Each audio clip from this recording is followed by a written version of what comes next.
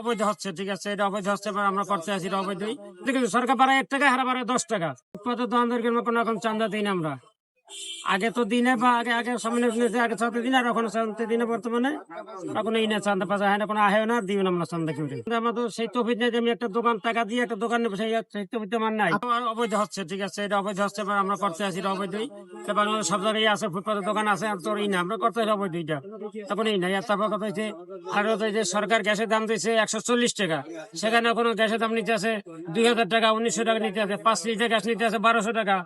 আমি যে গ্যাস বাদ দিয়ে এখন আর কিছু চালাইতেছি। তারপর কথা হলো এই যে সিগারেট দাম, সিগারেটের দাম জুন মাস না হতে সিগারেটের দামটা বাড়াই দেয়। মাল স্টক করে মাল বাড়াই দেয়, কোম্পানি সব দেয়, মাল ওই সব হোলসেলের দোকান দিয়ে দেয়, সারা মতন দাম বাড়াই রাখে। এই নাই আর 14 টাকা সরকারের সরকার এটি করতে আছে। সরকার থেকে সরকার বাড়ায় 1 টাকা, হারা বাড়ায় 10 টাকা।